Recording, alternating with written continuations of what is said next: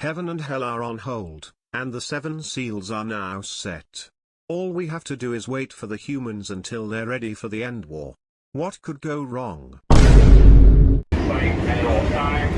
Protect yourself. If you see a suspicious package or activity in the subway, platform or the train, do not keep it to yourself. Tell police officers or an MC employee. Remain alert and have a safe day. Hey everyone, how's it going? Playing Doom Eternal again. Nah, I'm lying. I'm playing Parking Garage Rally Circuit, a rally-inspired racing game with Sega Saturn aesthetics based around drifting in parking lots. It's like if you took rally racing and that racing scene in the Fast and the Furious Tokyo Drift in the parking garage and put them together. Anyway, I plan on dedicating a video to this game, but I wanted to quickly give it a shout out. It's worth checking out. Anyway, besides some 90s inspired racing games, I've been meaning to talk about the game in subject today, Darksiders 1, a game that represents a time capsule in the early 2010s before Dark Souls blew up and started taking over action RPG and hack and slash combat. It was a game that I remembered playing at one point in a demo, but I had barely played the demo, and the fact that I remembered it showed that it did leave some sort of impression on me. After getting into a recent hack and slash mood thanks to Ninja Gaiden and God of War, I thought it would be a perfect opportunity to grab a copy of Darksiders Warmastered edition and see if it would tickle my fancy or not. The early 2010s was one of those years where some genres were running dry, becoming uninspired, or would have one dominant game like Call of Duty become the formula that other studios would chase after. The indie scene was on the rise back then thanks to some iconic titles, but it would take some time into becoming the behemoth that it is today. Darksiders 1 feels like the kind of game I would have expected to see earlier on the 7th gen console phase. It has the same old school style gameplay, the aesthetics, and the presentation that covers the game overall. It was seen at the time as a pretty solid hack and slash experience that also had some elements of Zelda tied into it with its dungeons and puzzles and exploration, but it was also a title that looked kind of generic on the surface. There are games out there with a generic surface but turn out to be great games under the hood. For me, Darksiders is that sort of game that's quite good. One that I didn't think too much of at the time, but would come to enjoy the game nonetheless, and it was good enough to make me buy the rest of the franchise. So let's take a dive into Darksiders 1. The story of Darksiders 1 revolves around an eternal battle between the angels and the demons, and in between were the kingdom of mankind. A neutral party of sorts known as the Charred Council would come aboard to put the two warring kingdoms in check and basically tell heaven and hell that they needed to abide by their laws to preserve the balance and order of the universe. For that, if things were left unchecked, it could affect the very fabric of things. The Charred Council's enforcers were the Four Horsemen: War, Death, Fury, and Strife. Afterwards, things were more or less okay, until the humans came. That's when things started to get complicated. As a result, a form was packed with 7 seals to stave off the end war, until the Kingdom of Man were ready for the smoke. Well anyway, somehow it happened anyways, starting in New York City, in a year where people were more concerned with, becoming YouTubers and playing Minecraft, as well as planking and other stupid shit. And as a result, the human kingdom gets mogged by the angels and the demons, and then you're edgy like it's the 2000s character but is actually your World of Warcraft avatar, War, appears, coming in with a World of Warcraft aesthetic with a Frostmourne looking sword tearing shit up. However, things start to become pretty sus as you start exploring the war-torn city in the intro. Your powers start depleting and you start getting hurt, and you don't find out why until much later. Also, the Four Horsemen only arrive when there's a call, and you're the only one that's there, so what the heck is going on? Well, after you get wrecked by a large demon called Straga, you appear before the Charred Council, waiting for your explanation. At first they think you're capping because it turns out that there was no call in the first place, and that you weren't supposed to be there at all. But it turns out that you were cooking a solution the whole time while they were bickering by going out there and finding the culprit. And worst comes to worst, if you die, they get their sentence, so who cares? So the Charred Council were like, fine, whatever, and then from there, your character goes back to Earth. But as it turns out, it's been 100 years since the invasion, and now the place looks like Australia. At any rate, they send you in with Mark Hamill, playing as the Watcher, who's basically keeping you on a leash and makes sure that you're doing your job. From this point on, you're pretty much progressing through the game until you meet 2 important characters, Volgrim and Samael. One where you buy shit and upgrade your shit, and the other guy, you give him shit and he gives you Zelda-like dungeons to progress through the storyline. The story itself is something that'll either click with you or not. The characters are pretty well acted, the demons sound like they could be cooking a brutal death metal album any minute, and you have a Scottish sounding blacksmith, of course you do, and a few other characters that will change the course of events later. I wasn't necessarily amazed by it, but I was still interested enough to see how the plot developed and why the war started up again in the first place. There's also background lore that you can find to further understand the backstories. Of course though, whether you engage with that lore or not depends on your interest in the game's story in the first place. War is okay as a character. He may be the thickest of the horsemen, but he has as much facial expression as an idle World of Warcraft character that I haven't logged onto yet.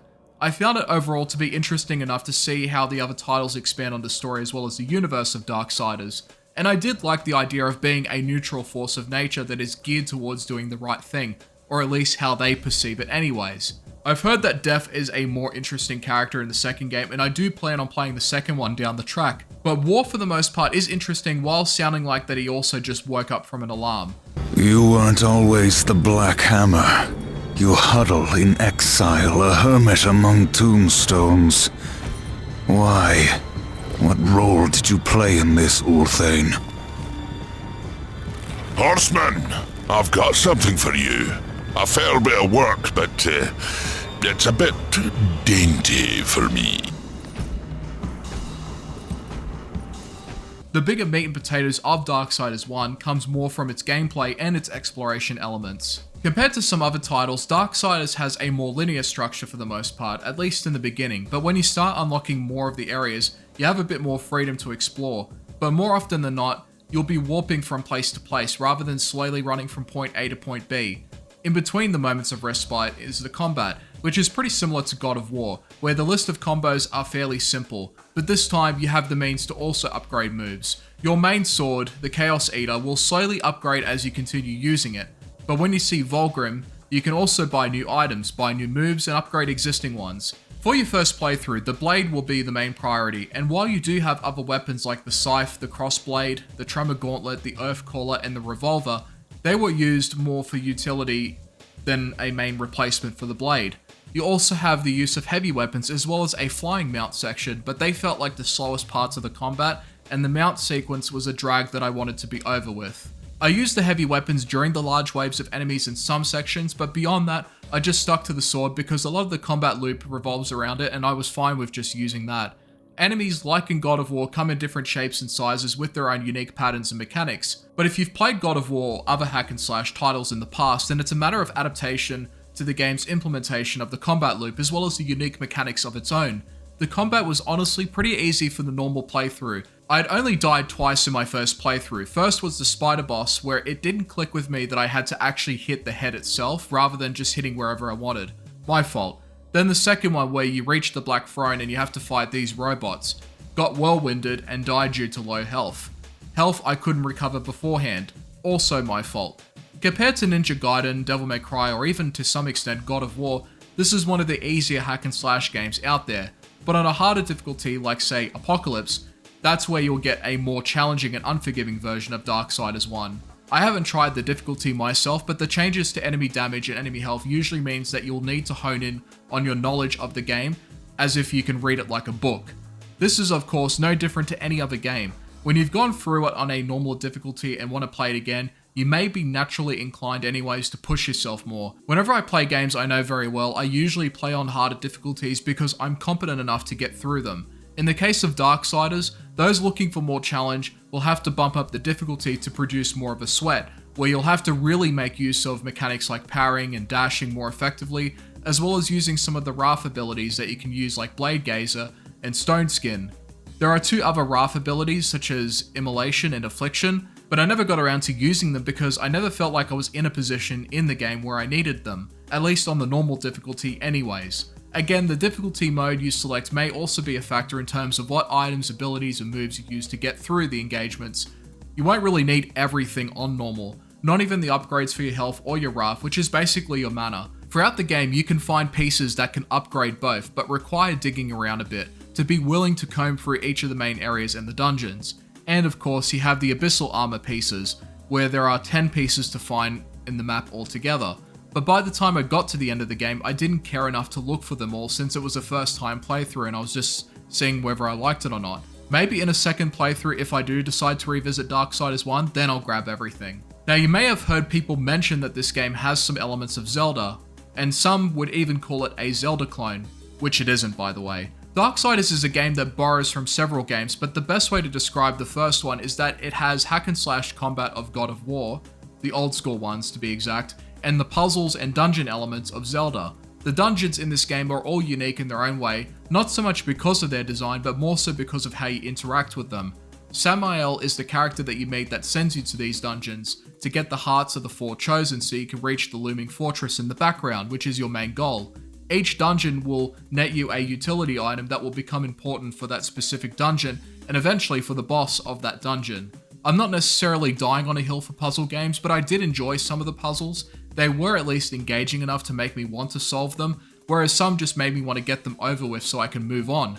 However, the good thing about the puzzles is that they train your use of the new item that you discover, whether it be stopping time, using a hook, or using portals which you get towards the end. Each dungeon will make you use the tools long enough to the point where you have a fairly good handle on them by the time you reach the boss.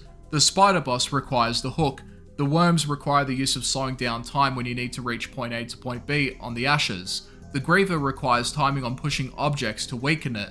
The Tiamat Queen requires the use of the bomb growth, which you normally use to destroy the red crystals. The game does a good job of tying items that are introduced to you over time by providing examples through puzzles, rather than overloading you with options and leaving it up to you how to progress through the level yourself. You can be stylish with the use of the items and the equipment that you use in battle and go wild with the combos, but it boils down more to player choice. The game in general gives you enough to get the job done without having to go on the deep end of its combat mechanics unless you're playing on the harder difficulties. The boss fights were enjoyable for the most part except for the Griever boss. They act as both a puzzle and a combat exercise, and once you figure out the puzzle, then it's just a matter of not getting hit and employing the mechanic throughout the respective dungeon until the fight is finished. On the topic of the game's setting and the visuals, it's going to be hit and miss, even beyond the fact that it's a 2010 game, which by today is pretty old now. Exploring the environments gave me that Unreal Engine 3 but with Gears of War paint vibe, except that this game also has an artistic side to it which gives a little bit more colour, evidenced by the models that inhabit the set piece. It's modern day post-apocalyptic with some fantasy mixed in. Some of my favourite areas were more of the fantastical stuff, like what you would see in the cathedral, the ashlands, and the large tower that you go to later. For me, those were the areas that I enjoyed exploring the most, whereas everything else gets kinda dry and boring to look at eventually. You're either going into it, liking it, or you're not. For its time, it was decent, but has held up worse over time. And from what I've seen in the later installments, they've probably been able to flesh out the world a lot more than what we get in this game. In short, the modern day apocalyptic setting was interesting when backed up with the ongoing storyline and the lore surrounding it. And that's all I have. Darksiders 1 is a game that I'm glad that I finally got around to, but it's also one I'm not super fussed on returning to. There's other stuff to do in the game, or other difficulties to go for, but those are things I really only do when I enjoy a game that much that I'm willing to come back to it.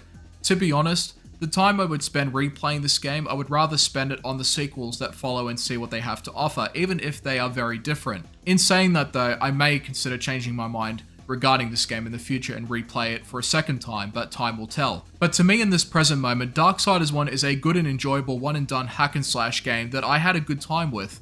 But I'm not waking up in the morning thinking about wanting to play it again anytime soon, and that's okay. Some games for some people go as far as one playthrough. Even if it gives you the ocean, you can only swim in it for so long before you want to get out of the water. It's got some fun combat that's pretty easy on normal and more challenging on apocalyptic difficulty, I'm assuming, a decent art style that's somewhat like Warcraft, puzzle and dungeon design reminiscent of Zelda, and an interesting story tied to it. Darksiders 1 is a jack-of-all-trades game, but one that's enjoyable enough, and I think people that are looking for an entry hack-and-slash experience should have a look at this game and try it out. It will never be as based as Dynasty Warriors 5, but War in Darksiders 1 still cooks, and I've heard Death cooks even harder in Darksiders 2, so I'm keen as a bite into Vegemite toast for that loot. Anyway, Darksiders 1 is a pretty good game overall, and if you're just looking for a fairly easy to get into hack and slash game with some exploration and puzzles, then this is one worth looking at. Also, there's a horse.